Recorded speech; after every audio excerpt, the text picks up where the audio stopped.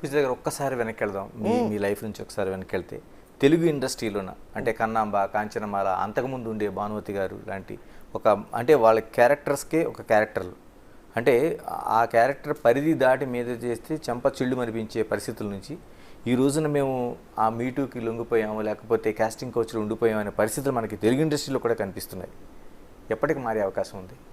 నాకు తెలిసి అన్నీ చాలా ఫాస్ట్గా వెళ్తున్నాయి కాబట్టి ఈ జనరేషన్ డెఫినెట్గా మారొచ్చండి. అంత దూరం వెళ్ళకపోవచ్చు. సో మీరు ఏదైతే కావాలి, ఎందుకు మారరు, ఎందుకు ఓన్లీ మలయాళ హేమా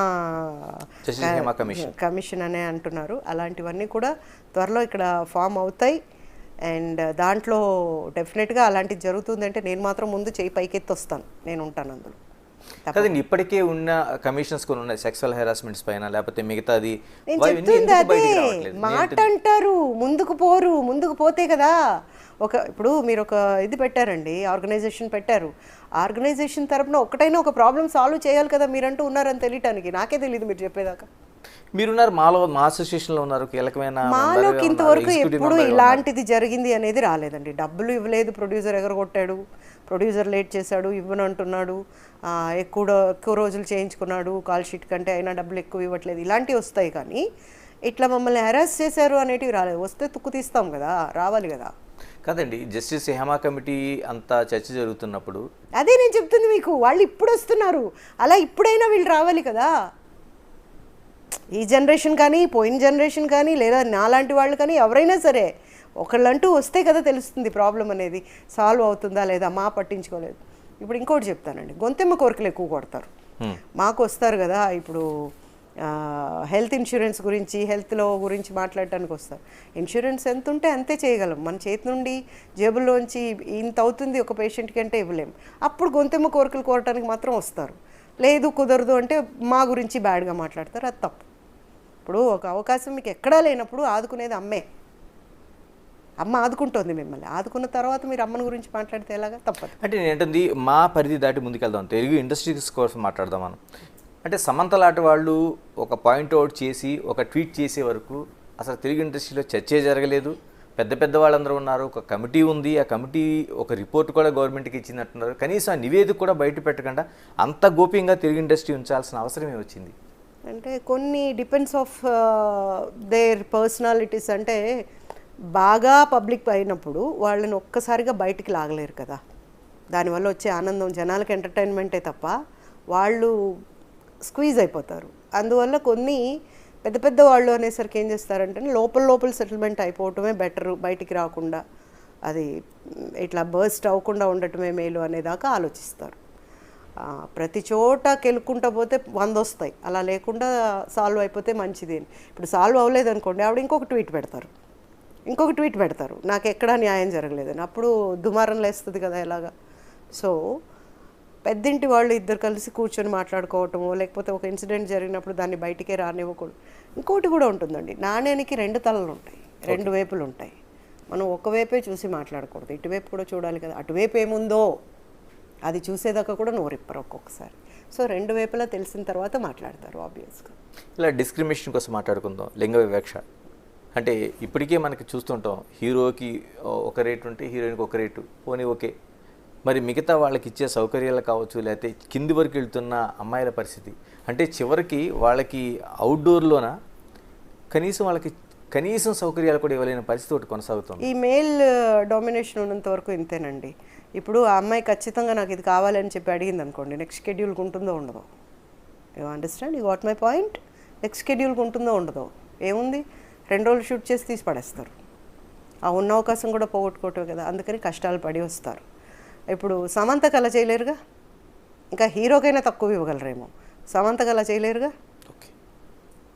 ఈ అమ్మాయికి రష్మికకు అలా చేయలేరు డెఫినెట్గా.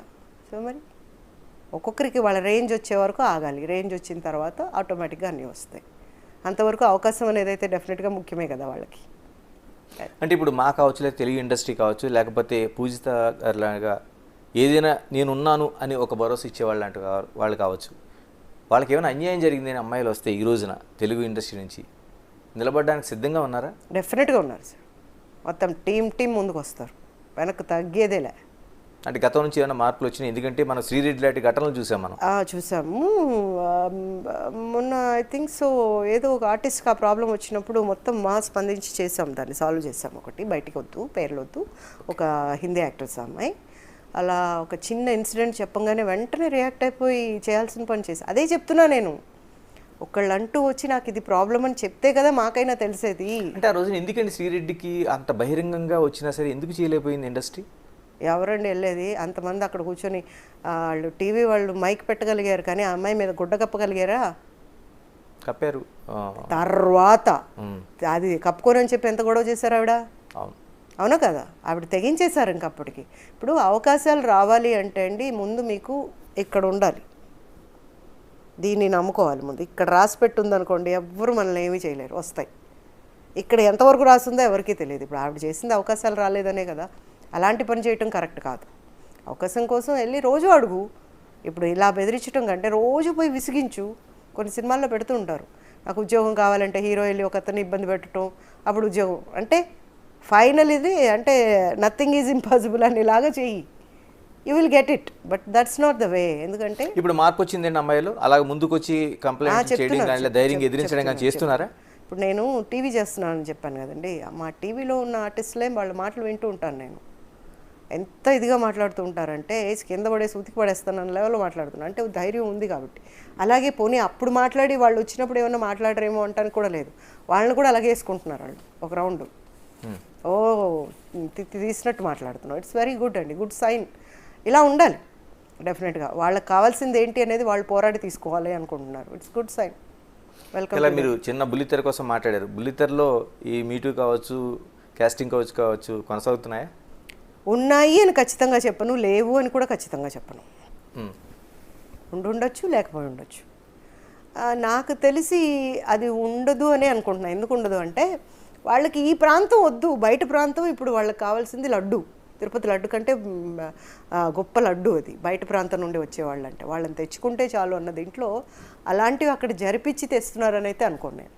ప్రజెంట్ వాళ్ళకు ఇది వచ్చేసి ఉంటుంది కదా, ఆర్డర్ వచ్చేసి ఉంటుంది, పైలట్స్ తీయాలి. ఆ టైంలో ఇంక ఇవన్నీ పెట్టుకుంటే ఆర్టిస్టులే దొరకరు. సో అలాంటప్పుడు ఒకళ్ళని తీసుకొచ్చి స్క్రీన్ టెస్ట్లు ఈ టెస్ట్లు అన్నీ చేసిన తర్వాత ఓకే చేస్తున్నారు.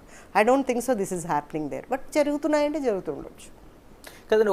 ఒక వాదన, నేను వితండ వాదనే అంటాను, వాళ్ళకి ఇష్టం కాబట్టి వచ్చి చేసుకున్న వాళ్ళు మేము ఏమీ చెప్పలేము, మేమేమి అనలేము, దాన్ని మీటుగా అనలేము, కాస్టింగ్ కౌచ్ అనలేము అని చెప్తున్న మాటలు. నేనేమంటానంటే ఏ ఆడపిల్ల అయినా ఆ అవకాశాల కోసం నీ పక్కలో పడుకుంటారని ఇష్టపూర్వకంగా వచ్చే అమ్మాయి ఉంటుందండి ఎవరైనా? నాకు తెలిసి అలా ఉండరు. వాళ్ళ ఇంట్లో ఏ కష్టం ఉందో, వాళ్ళకి ఏ కష్టం ఉందో దానికోసం అయితే ఏమైనా చేస్తారేమో. కానీ ఏ ఆడపిల్ల కూడా నాకు కోట్లు ఇస్తానంటే కూడా రెడీ అని చెప్పి వెళ్ళి పడుకోవటానికి అయితే మాత్రం ఇష్టపడదు. దిస్ ఐ కెన్ సే, బల్లగుద్ది కూడా చెప్పగలను నేను. అది ఇంకా ఎటువంటి సిచ్యుయేషన్లో ఆ బిడ్డ అలా చేయగలుగుతుందో తెలియదు కానీ, బట్ అలా అయితే ఏ ఆడది చేయదండి. ఆన్ బట్ పొజిషన్ అనేది కానీ వాళ్ళకి చెక్ ఉంటే, నెక్ మీద చెక్ పెట్టుంటే అప్పుడు ఏమైనా చేస్తారేమో, అంతవరకే. కానీ ఇప్పట్లో అయితే నాకు తెలిసి అలా చేస్తూనే రావాలి అనే వాళ్ళు లేరండి. ఇప్పుడు బాగా టాలెంటెడ్ చూసారు కదా ఆర్టిస్టులు, అబ్బాయిలు కానీ అమ్మాయిలు కానీ వెరీ టాలెంటెడ్. ఒకవేళ టాలెంట్ కాకపోయినా ఈ బెంగళూరు వాళ్ళు అనేసరికి ఎర్ర తోలు వేసుకొస్తున్నారు కాబట్టి ఆ తోలు కావాలని దాన్ని పట్టుకొచ్చేస్తున్నారు.